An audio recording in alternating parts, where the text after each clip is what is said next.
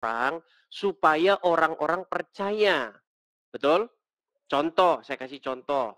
Ketika Musa melakukan mujizat, misal mujizat apa yang dilakukan Musa? Misalnya membelah laut Teberau di hadapan orang-orang banyak supaya orang-orang percaya bahwa Musa itu diutus. Betul? Nah, Muhammad tanda kenabiannya Isra Mi'raj, yang saksi nggak ada, ini gimana? Lagi pula begini. Coba ya, kita main logika nih. Menurut surat Al-Ma'arij ayat yang keempat, malaikat naik menghadap Allah dalam satu hari, tapi kadarnya itu 50.000 tahun. Tahu ayat itu? Tahu. Oke. Kalau malaikat... Shalom saudara gereja YouTube yang diberkati Tuhan, dimanapun saat ini Anda berada kali ini, saya mengajak setiap kita untuk mendengarkan sebuah diskusi yang sangat menarik antara Islam dan Kristen. Banyak orang-orang Islam yang bertanya tentang keimanan di dalam kekristenan. Namun sebaliknya, pada saat saudara kita dari Islam ditanya tentang imannya, seringkali yang timbul adalah mereka tidak bisa menjawab dengan dalil, bahkan cenderung untuk emosi. Untuk itu mari Bapak Ibu Saudara yang terkasih dan dikasihin Tuhan, kita saksikan debat ini agar setiap kita semua dicerahkan dan diberkati, bahkan dihibur melalui debat yang sebentar kita saksikan bersama-sama. Mari kita saksikan video berikut ini. Saya ini sudah cukup malang melintang ya, sudah lama dan orang-orang sudah pada kenal dengan saya. Jadi mungkin tema-temanya itu semua sudah pernah kita bahas. Hampir belum ada tema yang belum pernah kita bahas. Makanya yang Muslim silahkan. Anda ingin melakukan kilas balik terhadap tema. Oke, Carlina. Selamat malam, Carlina. Ya, malam. Ya, Carlina, silahkan nyalakan kamera. Emang harus pakai itu? Iya, nanti kalau tidak menyalakan kamera, saya tidak tahu Anda siapa. Kalau Anda sudah tidak apa? Bagaimana? Pakai kerudung. Pakai kerudung. Oke, silahkan. Ya, selamat malam, Carlina. Saya mau tanya dulu nih. Carlina ini Muslim atau apa nih? Muslim sejak lahir. Sejak lahir Muslim. Ya. Lalu tujuan Carlina naik ini ada apa? Ya sebenarnya ingin tahu aja apa kehebatan Tuhan orang Kristen dibandingkan Tuhan orang Islam. Oh begitu. Gitu doang sih. Kehebatan. Kehebatan itu dalam pengertian bagaimana? Ya kan namanya Tuhan itu harus ada kerajaan. Kan kalau di Islam itu kan ada al-mulk, artinya kan kerajaan. Jadi raja di atas raja. Raja di atas segala raja. Ya. Baik. Raja di atas segala raja, tidak ada sekutu yang berhak disembah selain Allah. Baik. Baik, berarti sebelumnya sudah pernah membaca Al-Quran, sebelumnya sudah baca sampai selesai, Bible juga sudah baca sampai selesai? Ya saya kalau ngaji ya baca Quran, pertama Iqra, terus Quran. Tapi tidak baca artinya? Ya ada sedikit yang saya pahami gitu. Sedikit, pantas masih Islam.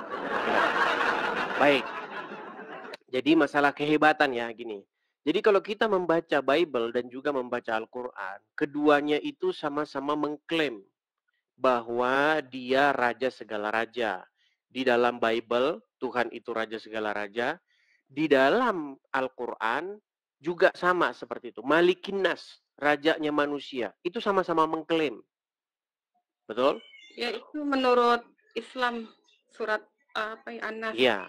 Menurut Bible pun di situ juga raja segala raja. Menurut Quran pun raja segala raja. Cuman saya mau tanya nih, sepanjang Muhammad hidup yang mengaku-ngaku dia adalah utusan Allah, Pernahkah sekali saja Muhammad melakukan mujizat? Ya karena Muhammad itu kan nabi, dia itu kan hanya ciptaan. Jadi kalau Allah tidak mengkehendaki dia mempunyai mujizat, ya dia tidak mempunyai apa-apa. Nah, sedangkan kita itu kalau ingin ya membedakan mana nabi-nabian itu kan ada tandanya. Karena begini loh, nggak mungkin semua orang itu cuma ngaku-ngaku doang. Karena kalau hanya ngaku semua orang bisa. Saya bisa ngaku jadi nabi. Si Udin bisa ngaku nabi. Si Tono bisa ngaku nabi. Semua bisa jadi ngaku nabi. Tapi nabi itu kan ada tanda kenabiannya. Yaitu berupa mujizat atau tanda ajaib. Musa punya tanda ajaib. Ya kan?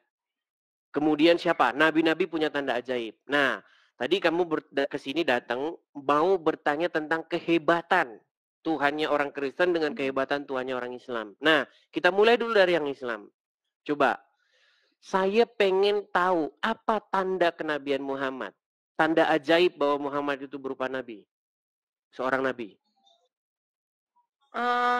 Tahu nggak kalau bulan Rajab itu Rajab, kalau dia kan memperingati Rajab itu karena dia Nabi Muhammad itu pernah ditaikan ke 7 lapis langit pada bulan Rajab. Jadi tanda kenabian Muhammad bilang ada 7 lapis langit. Ya, Kayak legit doang, kayak legit itu legit. Kalau di Islam itu kan suka merayakan Isra Miraj yang itu apa memperingati Isra-nya Nabi Muhammad. Oh, jadi tanda kenabian Muhammad dia Isra Miraj. Iya. Siapa dia saksinya kan dia Isra Miraj?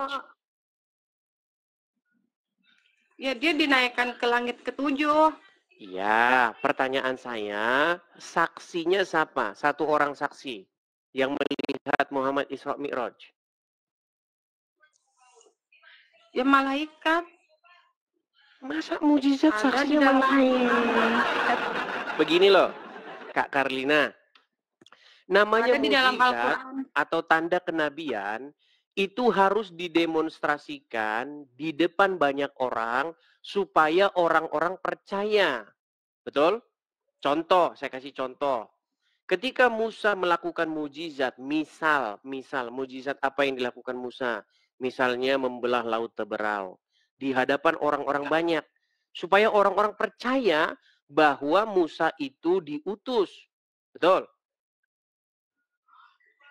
Nah, Muhammad tanda kenabiannya Isra Mi'raj, yang saksi nggak ada, ini gimana?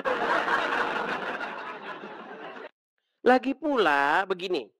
Coba ya, kita main logika nih. Menurut surat Al-Ma'arij ayat yang keempat, malaikat naik menghadap Allah dalam satu hari, tapi kadarnya itu 50.000 tahun. Tahu ayat itu? Tahu. Oke. Kalau malaikat membawa Muhammad naik menghadap Allah selama satu hari yang kadarnya 50.000 tahun, berarti sampai hari ini harusnya Muhammad belum pulang. Karena perjalanan yang ditempuh Muhammad itu memang sehari memang. Dalam waktunya malaikat. Dimensinya malaikat. Tetapi di bumi 50.000 tahun. Berarti kepulangan Muhammad, waktu Muhammad pulang, sahabat-sahabat Muhammad, Utsman bin Affan, Umar bin Khattab, semuanya sudah jadi fosil. Gimana? Tapi di sini di dalam surat Al-Baqarah menunjukkan surat Al-Baqarah ayat 225 bahwa tidak ada Tuhan selain Allah yang berhak disembah, yang mengurus makhluknya dengan tidak mengantuk dan tidak tidur. Hanya Allah lah yang memberikan syafaat dari sisinya tanpa izin Allah. Ya, itu kan klaim-klaim. Di dalam Bible juga ada seperti itu. Itu semua klaim gitu loh. Maksudnya, contoh nyatanya itu kan dibuktikan. Dibuktikan dengan bagaimana dia melakukan mujizat. Dengan perantaraan nabinya maupun langsung, betul?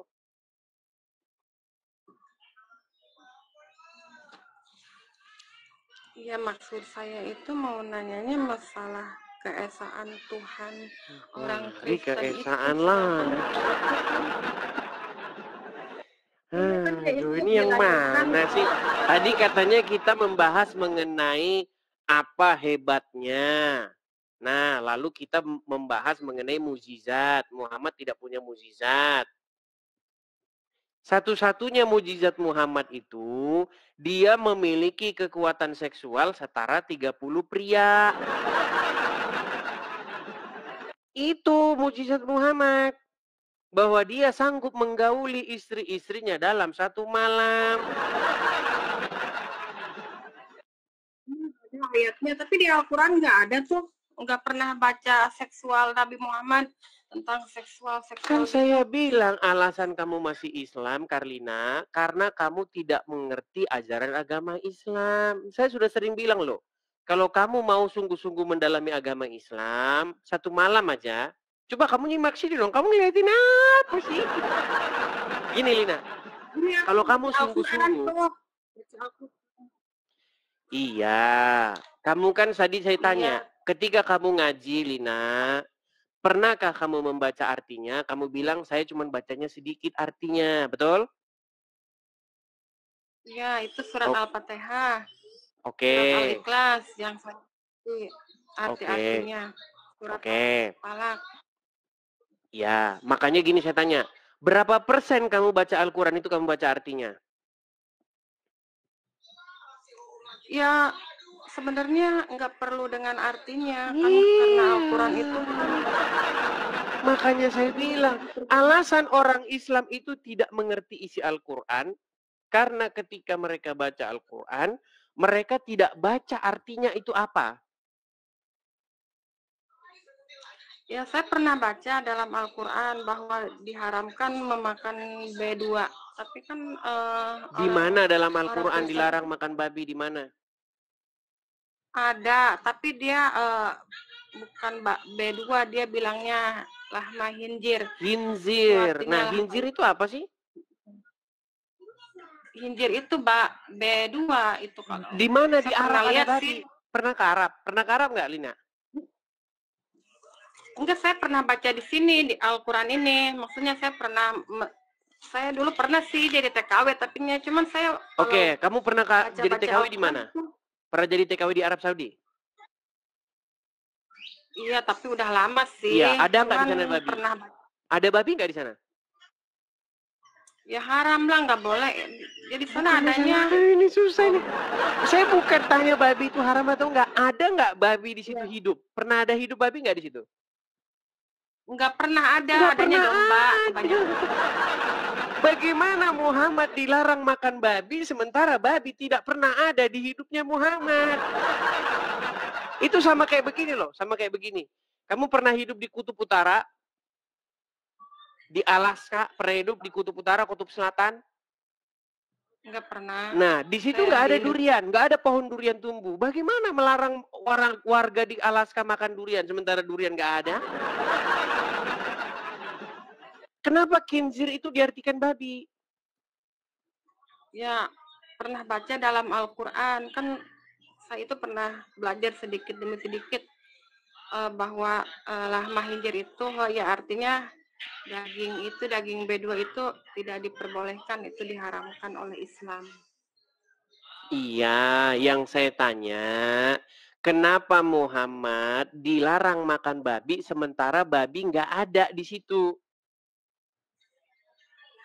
Ya, karena hewan-hewan yang dilarang itu disebutin, ya termasuk itu B2, terus hewan Yang yang gini loh, Karina, di ya, Indonesia ada yang nggak ada di Indonesia tapi ada di tempat lain apa? Contoh misalnya di Indonesia kan nggak ada apa? Aduh, apa di Indonesia ini yang nggak ada? Contohnya ya, saya kasih contoh semisalnya di Indonesia tidak ada salju, betul?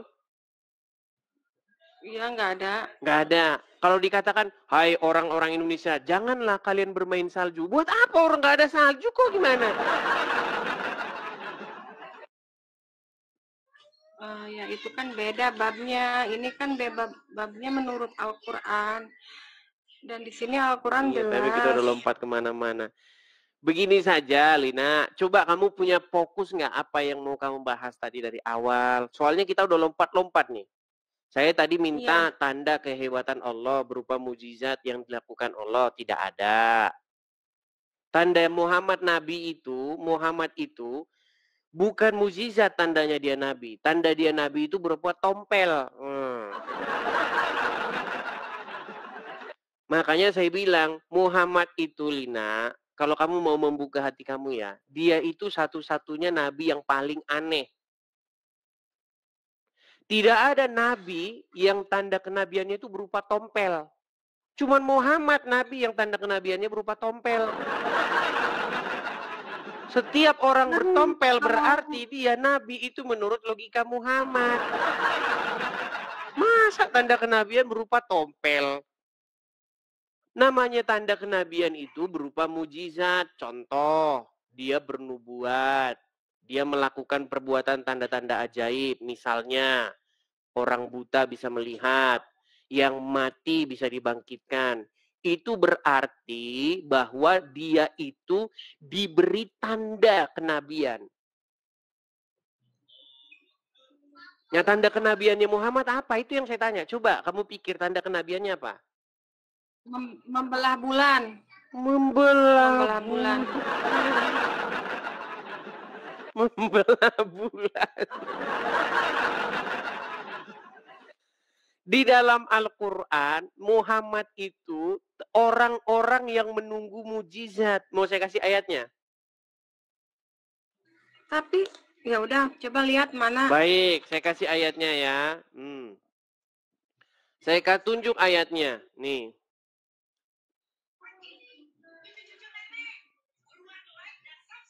Saya tunjuk ayatnya. Bahwa Muhammad termasuk orang-orang yang menunggu, ya.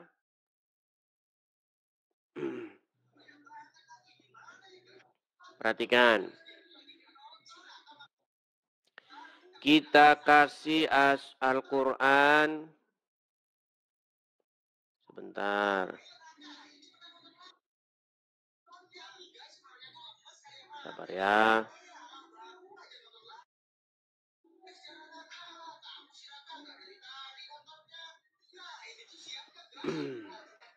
Di dalam Quran surat yang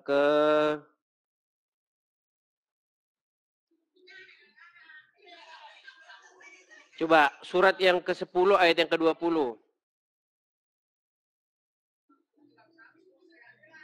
Quran surat yang ke-10 ayat yang ke-20, coba buka. Surat apa? Bentar, saya bukakan saja dari sini ya. Quran surat yang ke-10 ayat yang ke-20. Itu ada di dalam Quran surat Yunus ayat yang ke-20. Saya balik kamera saya ya. Ini banyak muslim kan sudah saya bilang mereka ini baca Quran nggak dibaca artinya. Makanya mereka tahu Muhammad. Mereka nggak tahu kalau Muhammad tuh nggak punya mujizat. Nih, saya bacakan ya. Ini surat Yunus ayat yang ke-20, betul? Iya, betul. Oke, saya bacakan. Dan mereka berkata, mengapa tidak diturunkan kepadanya suatu keterangan, mujizat dari Tuhannya? Ini Muhammad ini nggak ada mujizatnya. Ini loh. Kalau ada mujizatnya tidak mungkin ada ayat ini.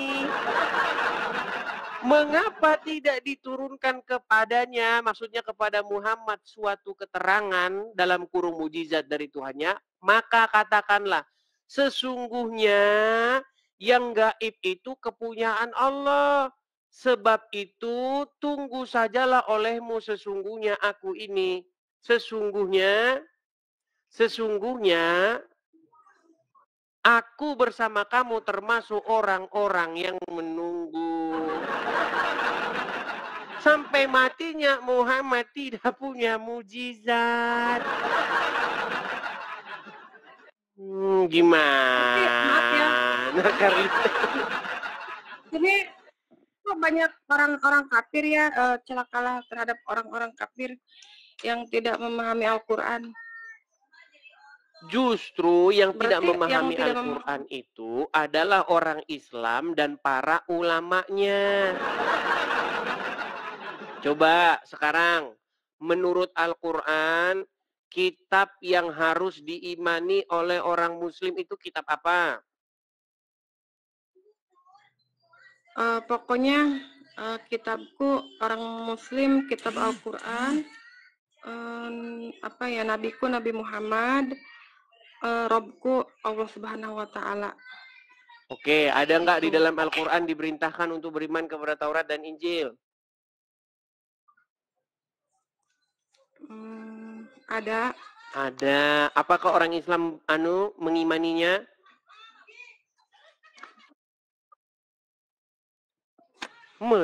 Ya, Islam mengimaninya, tapi tidak menyembah Isa sebagai Yesus. Lina, Kami disuruh Islam beriman nggak kepada Taurat dan Injil? Yesus sebagai Isa.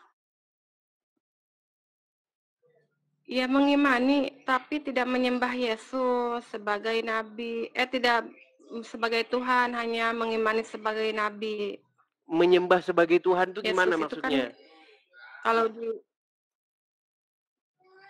ya maksudnya yang disembah itu hanyalah Allah. Disembah itu maksudnya diapain? Allah itu tunggal, tidak ada lagi, tidak Iya, disembah itu diapain sih? Hanya tempat meminta. Jadi tempat meminta. Ya, disembah itu kita harus sujud kepada Allah. Sujud kepada Allah. Berarti sujud itu berarti menyembah. Ya, dengan cara. Kenapa Allah malah menyuruh sujud kepada manusia? Ya, meminta, memohon ampun hanya kepada Allah.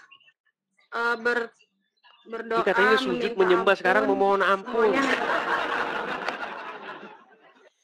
Jadi percayalah teman-teman ya, orang Islam ini memang mereka ini tidak mengerti apa itu Islam, agama teman-teman. Ya, bahkan ditanya menyembah itu apa, mereka nggak tahu menyembah itu apa. Lina, kalau misalnya saya tunjukkan kepada kamu di dalam Al-Quran, Allah menyuruh menyembah manusia gimana? Allah menyuruh menyembah manusia. Allah tidak menyuruh menyembah manusia. Iya, kalau misalnya saya tunjuk sama kamu, Allah nyuruh nyembah manusia gimana? Coba lihat mana, pengen tahu nggak pernah Jangan baca? coba lihat, nanti saya tunjukin kamu. Kamu kan bilang Allah hanya menyembah hanya kepada Allah, betul? Betul. Kalau di dalam Al-Quran malah Allah sendiri yang nyuruh nyembah manusia gimana? Iya, mana? Soalnya saya nggak pernah baca itu. Iya, karena kamu tidak pernah baca Quran dengan artinya. Ini pengen tahu di surat mana sih? Ini kan surat saya bukakan. Memang ya. Yang di mananya sih? Baik, saya tunjuk ya. Saya tunjukkan.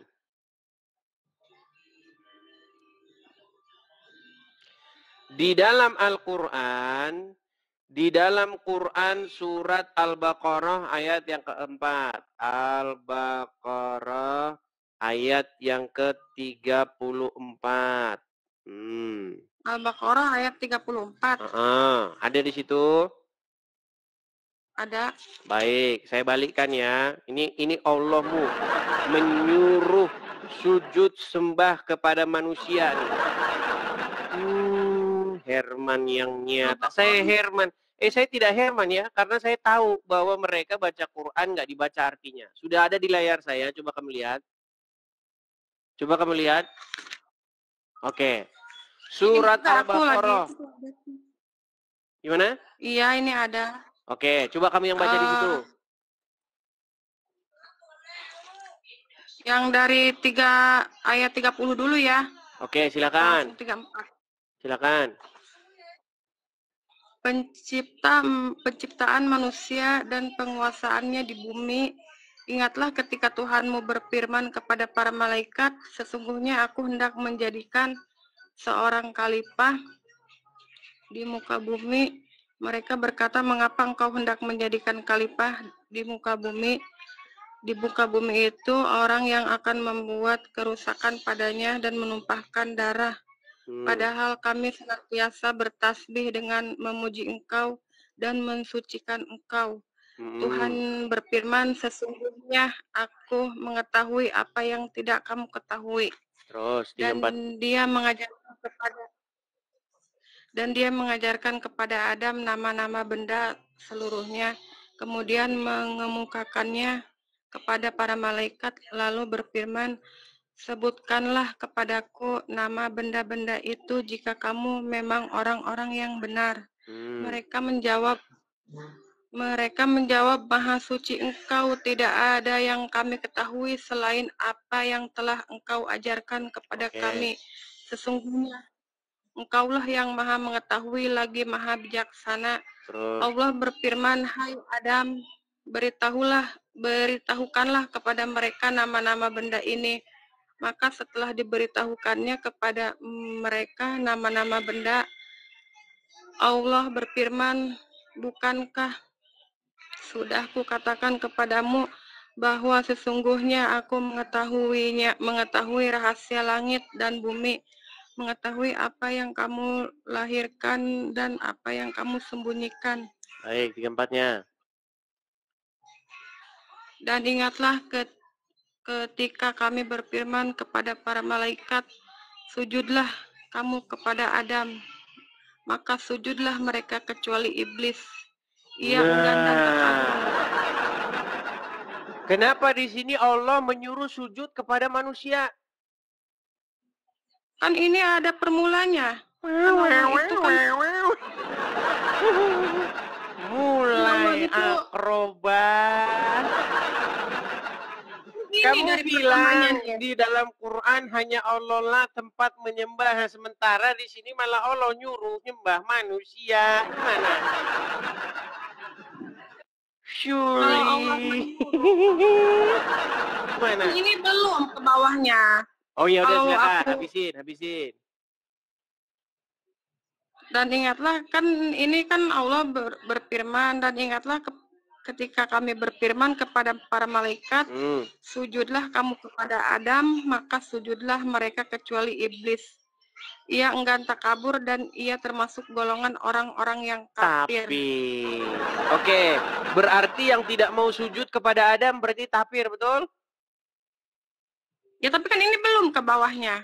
Mau dibaca sampai mana lagi? Mau sampai habis dibaca sampai Al-Fatihah, sampai Anas. Ya sudah, lanjut. Nggak apa-apa, ayo lanjut, nggak apa-apa, kita turutin, yuk. Dan kami berfirman, hai Adam, diamlah oleh kamu dan istrimu di surga, dan makanlah makanannya yang banyak lagi baik, di mana saja yang kamu sukai, dan janganlah kamu dekati pohon ini, yang menyebabkan kamu termasuk orang-orang yang zalim. Lalu keduanya digelincirkan oleh setan dari surga itu dan dikeluarkan dari keadaan semula. Ini makin lama makin malah lari kemana-mana nanti. Sekarang kita fokus ke sini. Nih, fokus ke 34 ya, ini. Ini kan tentang petunjuk Allah. Jadi kan Allah itu mau nyuruh. Yang mau saya tanya sama kamu, bener nggak di sini Allah menyuruh sujud kepada Adam? Yang dalam surat Al-Baqarah ayat 34 benar. Benar. Berarti yang tidak mau sujud kepada Adam musyrik, betul? Syirik, kafir, betul? Ya kan kafir itu bukan berarti tidak menyembah, itu saja banyak. Oke, siapa yang disuruh sujud? Yang disuruh sujud siapa? Allah kan menyuruh malaikat bersujud kepada para Adam. Malaikat. Bukan malaikat. Iya, para malaikat. Oke. Yang disuruh sujud para malaikat, betul? Iya, betul. Terus yang enggan bersujud iblis, betul? Betul. Berarti iblis betul nggak? Karena iblis itu dia sebentar. kan Pertanyaan saya, ada nggak iblis disuruh sujud?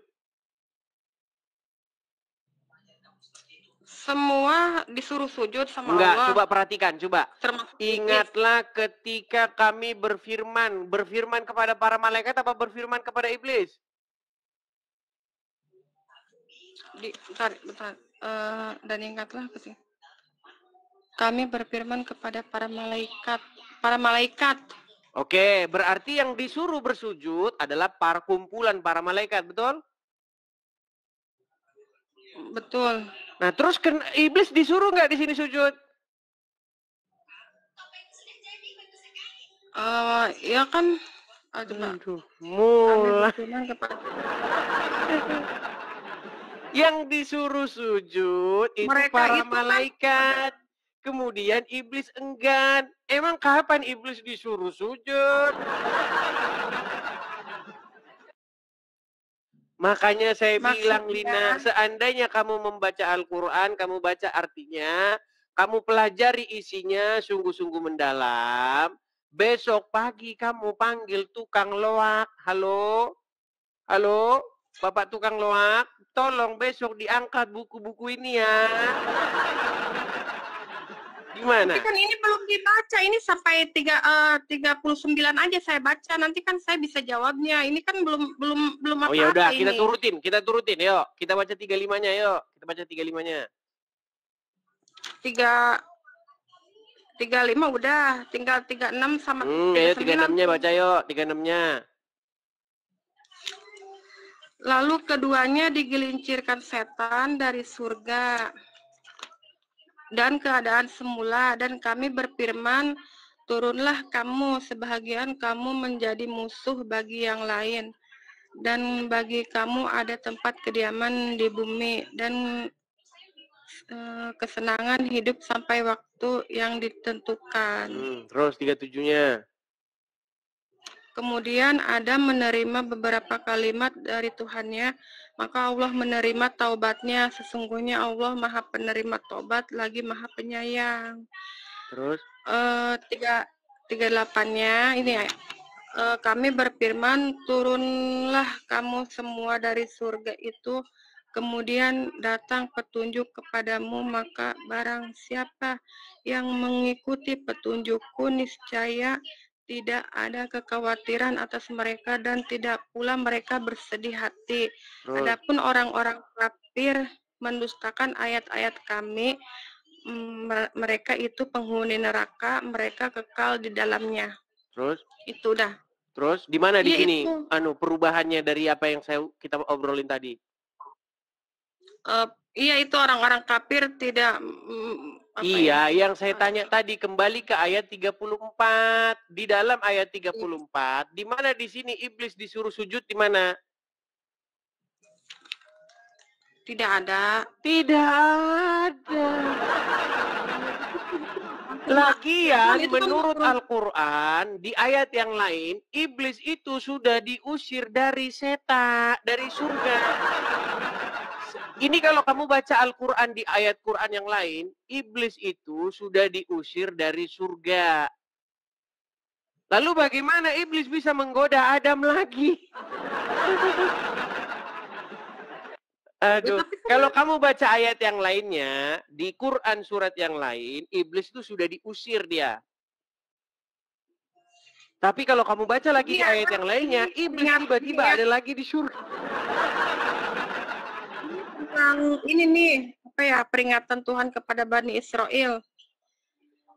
Lompat lagi. Karina, coba kalau ngomong itu, fokus gitu loh. Kok lompat ke sana ke sini, lompat lagi, lompat ke sini, lompat ke sana, gimana sih? Makasih Jembret, Bang Jembret, makasih. Gini Lina, kalau kamu baca di dalam Al-Quran, Al-Quran itu penuh dengan kontradiksi satu sama lain. Makanya kenapa kamu disuruh ulama-ulamamu baca Quran dalam bahasa Arab saja, terus nanti kamu dapat pahala, udah nggak usah dipahami. Karena mereka takut nanti kalau kamu baca artinya, isinya beda satu sama lain.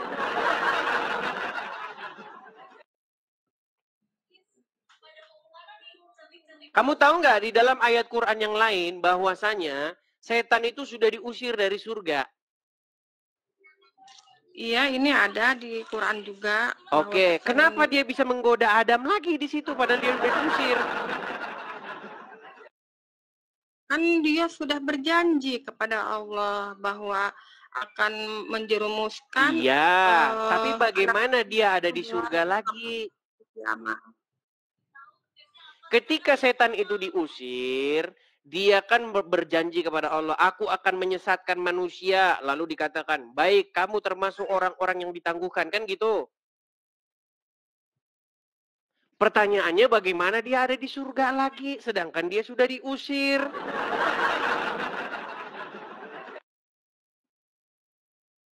Iya, itu setan itu sudah ada di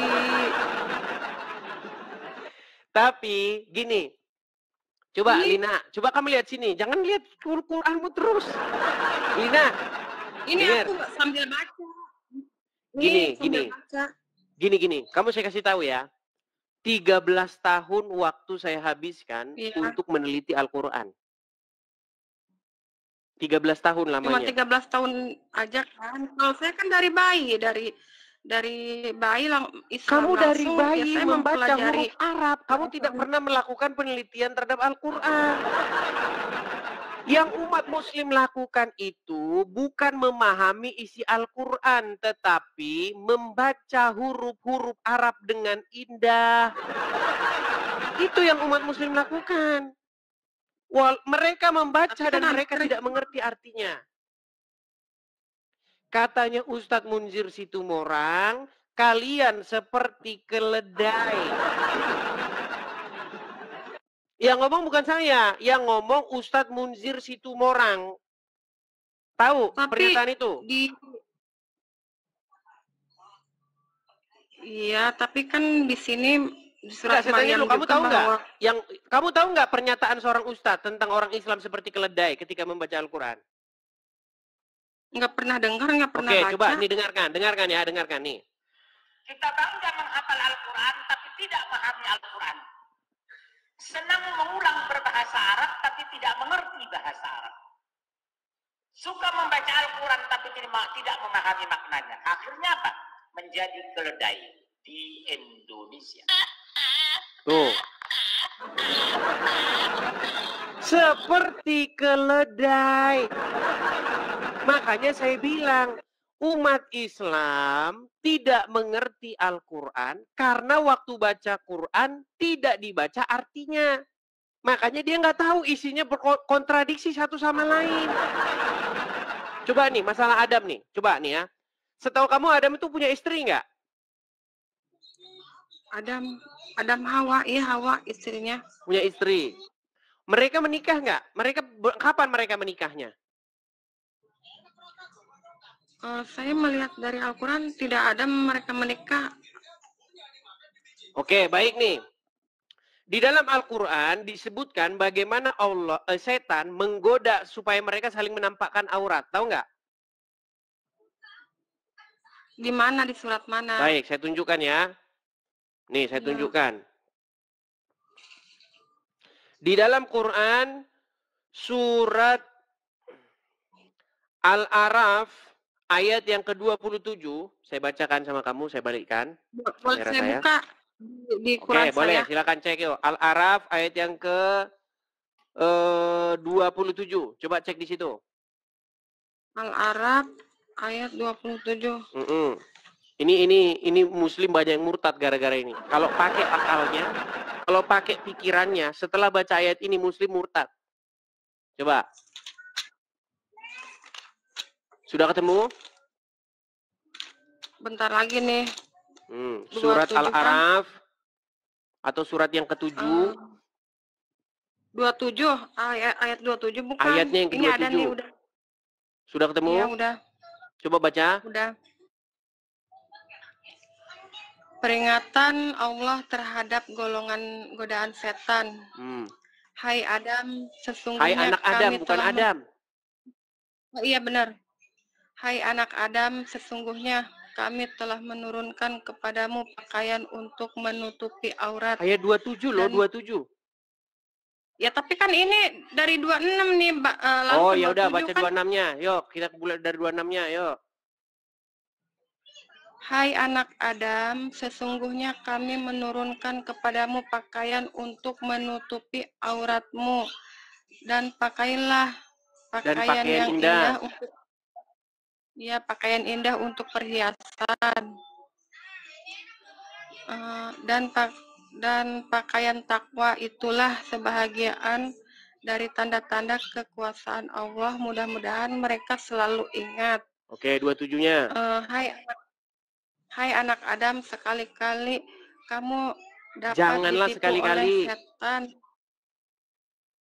Janganlah sekali-kali kamu ditipu oleh setan, sebagaimana ia telah mengeluarkan kedua ibu bapakmu dari surga. Ia menanggalkan dari keduanya pakaian untuk memperlihatkan kepada keduanya aurat. Sesungguhnya ia dan pengikut-pengikutnya melihat kamu dari suatu tempat yang kamu tidak bisa melihat mereka. Sesungguhnya kami telah menjadikan setan-setan itu pemimpin bagi orang-orang yang tidak beriman. Oke, sekarang saya tanya nih. Oke, di sini setan menggoda supaya Adam dengan Hawa saling memperlihatkan aurat, bener nggak? Iya, benar. Oke, pertanyaan saya, Adam dan Hawa itu suami istri nggak? Iya, suami istri. Oke, kalau suami istri sah nggak saling mempertontonkan aurat masing-masing? Maksudnya mempertontonkan aurat, ya sah aja. Gini. Hai anak Adam, janganlah sekali-kali kamu dapat ditipu oleh setan sebagaimana ia telah mengeluarkan kedua ibu bapakmu dari surga. Maksudnya ini Adam dan Hawa. Ia, maksudnya setan, menanggalkan dari keduanya pakaiannya untuk memperlihatkan kepada keduanya auratnya. Jadi, setan ini menggoda Adam dan Hawa untuk saling memperlihatkan aurat. Bagaimana mungkin setan menggoda mereka untuk saling memperlihatkan aurat sementara mereka suami istri?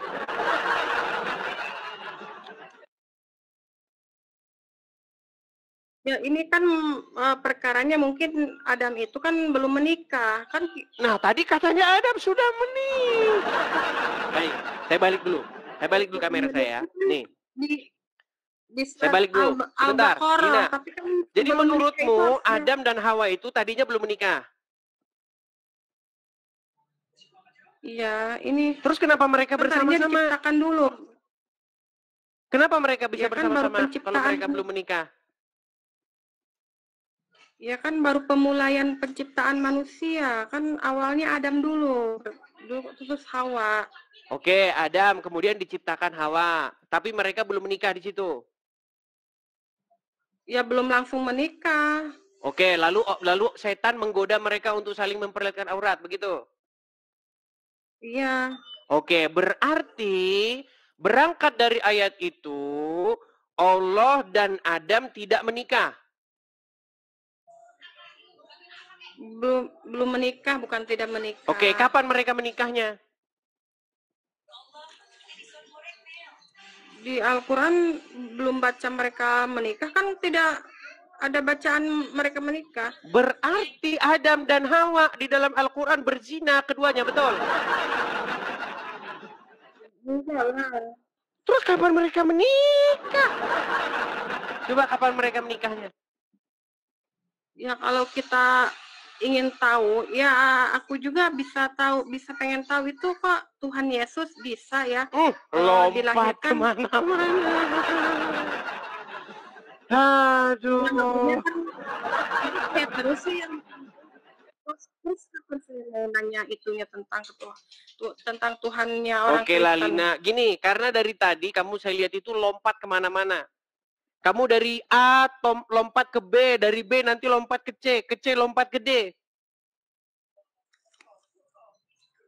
Ya karena kan ya saya pengen nanya-nanya aja. Tapi iya nanti saya ke situ nanti kamu lompat lagi. Setiap saya bahas satu tema, kamu lompat ke tema yang lain.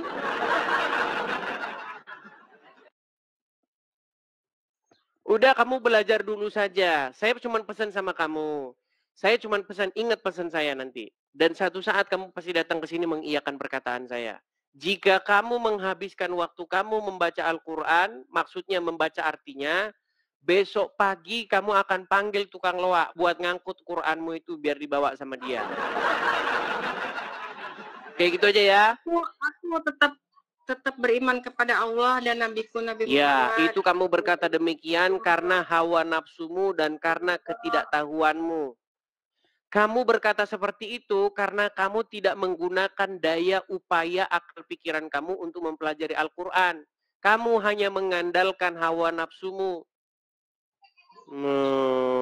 Gimana? Saya dulu pernah debat begini. Ustadznya bilang begini, kita di dalam agama Islam itu tidak dibolehkan pacaran. Haram, hukumnya pacaran haram. Saya bilang begini, Pak Ustadz, apa? Coba baca Al-Quran Pak Ustadz. Di dalam Al-Quran, Adam dan Hawa itu ditempatkan bersama-sama padahal mereka belum menikah. Dia bilang sama saya, berani kali kamu mengatakan Adam dan Hawa tidak menikah. Mereka menikah katanya. Saya tanya begini, Ustadz, kalau orang sudah menikah, saling memperlihatkan aurat itu sesuatu yang haram tidak? Tidak. Berarti boleh saling memperlihatkan aurat? Boleh, sah, karena mereka menikah. Kalau memang Adam dan Hawa itu menikah di dalam Al-Quran, kenapa setan menggoda mereka untuk saling menampakkan aurat? Kalau setan menggoda saling menampakkan aurat, pasti terhadap dua pasang orang yang bukan pasangannya. Contoh. Kamu istri dari Udin misalnya. Ya kan? Bertemu dengan suami orang lain. Kan bukan pasangan nih. Kalian bukan pasangan kan? Terus kalian saling memperlihatkan aurat. Nah, itu pasti kerja setan. Setan menggoda kalian supaya kalian saling menampakkan aurat. Karena kalian bukan pasangan yang sah. Bagaimana mungkin suami istri saling menampakkan aurat, tetapi mereka digoda oleh setan saling menampakkan aurat? Makanya saya bilang sama ustadz-ustadz yang bilang, dalam agama Islam nggak boleh pacaran. Suruh baca ayat itu, Kenapa Allah menempatkan Adam dan Hawa secara bersama-sama sementara mereka bukan pasangan? Berarti itu dalilnya bahwa di dalam agama Islam boleh pacaran.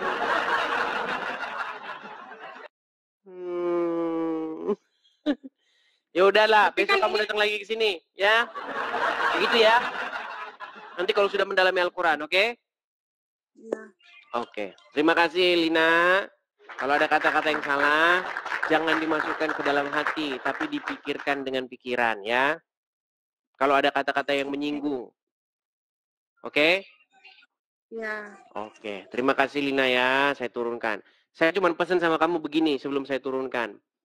Kalau kamu ikut Muhammad, ya, alamat kamu itu adalah kepada kegelapan. Kenapa saya katakan kepada kegelapan? Karena Muhammad sendiri, dia berada di dalam kubur. Sementara kalau kamu mengikut kepada Yesus, kamu akan mengenal terang. Karena Yesus berkata, Ya, akulah jalan dan kebenaran, ya. akulah terang dunia. Barang siapa yang datang kepadaku, ia tidak akan berjalan dalam kegelapan. Allah, Tuhanku, aku hanya mengikuti perintah Allah, Tuhanku. Kamu itu mengikuti perintah Muhammad. Tuhan kamu itu Muhammad yang ada di kuburan. Kan asyhadu alla ilaha illallah wa asyhadu anna Iya, Muhammadar kamu nggak Rasulullah. ngerti itu apa yang kamu ucapin itu. Apa arti asyhadu anna itu? Artinya apa? Aku bersaksi bahwa tiada bersaksi itu ngapain? Bersaksi itu bahwa yakin dan bersaksi. Yakin kok bersaksi? Enggak, bersaksi itu apa sih? Bersaksi itu bahwa saksi itu ya seperti saksi itu ya saksi. Seseorang yang melihat, betul? Bersaksi. menyaksikan Iya, menyaksikan bahwa itu Muhammad melihat itu langsung, betul. Allah. Iya bersaksi aja pokoknya asyhadu alla ilaha illallah wa asyhadu anna Muhammadur Rasulullah. Aku bersaksi Lina, Muhammad Karlina, itu Allah. Ya, seseorang yang bersaksi adalah seseorang yang melihat, betul. ya ada lah yang melihat itu kan ajaran kami, ajaran asyhadu alla ilaha Oke, illallah. di bawah dulu lah. Ini sakit kepala kalau ngomong sama dia, ini sakit kepala dulu. Teman-teman sekalian, saya ini sudah ngomong sama orang Islam selama 13 tahun.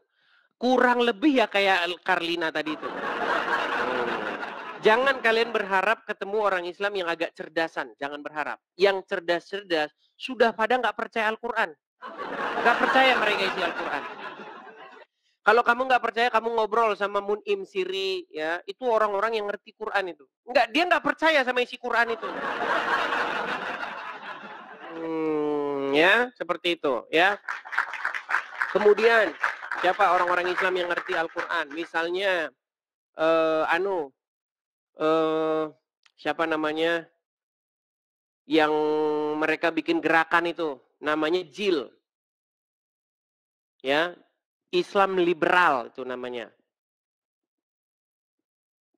Mereka mengatakan di gerakan JIL Ulil, namanya Ulil Absar Abdallah itu. Itu salah satu pemimpin JIL, jaringan Islam liberal.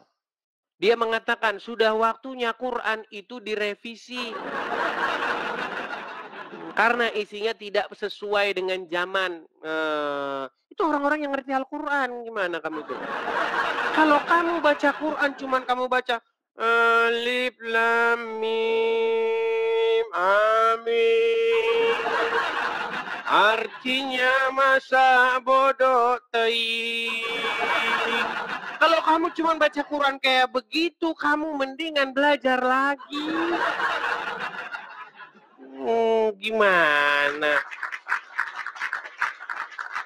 Yuk, kita undang Muslim yang lain. Silakan ya. Muslim yang lain, silakan ajukan permintaan naik. Kita ngobrol-ngobrol seputar lintas iman. Teman-teman yang Kristen, tolong batalkan permintaan naik kalian karena saya tidak berdiskusi dengan yang Kristen. Oke ya? Kita kasih naik ada Yanti. Yanti Hulu. Yanti Hulu berdiri di depan Monas nih. Tempat apa namanya? Kita akan lompat kalau Muslim sanggup membantah saya. Iya, Yanti Hulu. Oke, saya turunkan ya karena tidak nyambung dia. Kita naikkan lagi yang berikutnya. Ada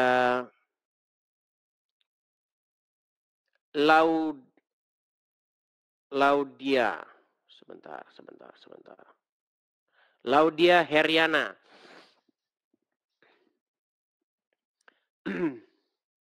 Ini kayaknya muslimah. Ya, Laudia Heriana.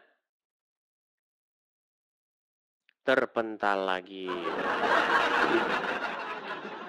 Kita kasih naik ada... Ini Irma yang mana lagi nih? Irma. Tapi jangan-jangan Irma yang berbeda ini kayaknya. Van Hause Messi. Van Hause Messi, silakan nyalakan kamera. Van Hause Messi. Satunya menolak namamu, kami tetap berseru Yesus, Tuhanku Yesus. Tak gentar meski badai menerpa, firman-Mu tetap pelita. Lewat layar kami bersaksi, meski dijegal, dihina, diserbu masa radikal, namun kasih-Mu lebih besar dari semua cemooh yang menyerang. Satu angkat tangan, langit pun terbuka. Hadir-Mu nyata di sini, hatiku bersujud bersih. Kami akan terus memuliakan nama-Mu. Aku terima Engkau Yesus, tinggal dalam hatiku selamanya. Ku berjalan dalam terang-Mu, sampai kerajaan-Mu jadi nyata. Aku masuk hadirat-Mu, bukan karena layak tapi kasih-Mu. Ku angkat salib dan ku berjuang, sampai jiwa-jiwa pun dimenangkan.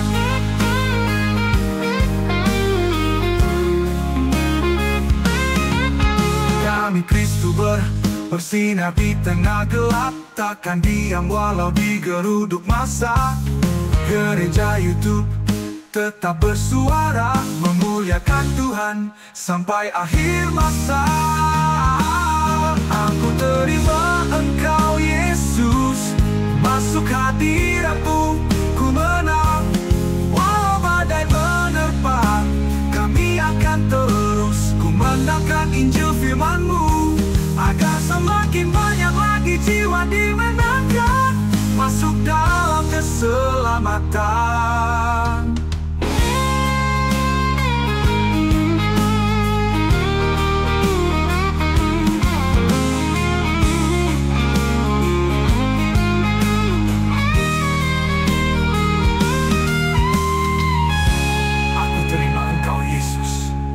Tinggal dalam hatiku menang. Ku berjalan dalam terang-Mu, kami akan terus kumandangkan Injil firman-Mu, agar semakin banyak lagi jiwa dimenangkan, masuk dalam keselamatan. Aku terima Engkau Yesus, tinggal dalam hatiku selamanya. Ku berjalan dalam terang-Mu, sampai kerajaan-Mu jadi nyata. Aku masuk hadirat-Mu, bukan karena layak tapi kasih-Mu. Ku angkat salib dan ku berjuang, sampai jiwa-jiwa pun dimenangkan. Aku masuk hadirat-Mu, bukan karena layak tapi kasih-Mu. Ku angkat salib dan ku berjuang, sampai jiwa-jiwa pun dimenangkan.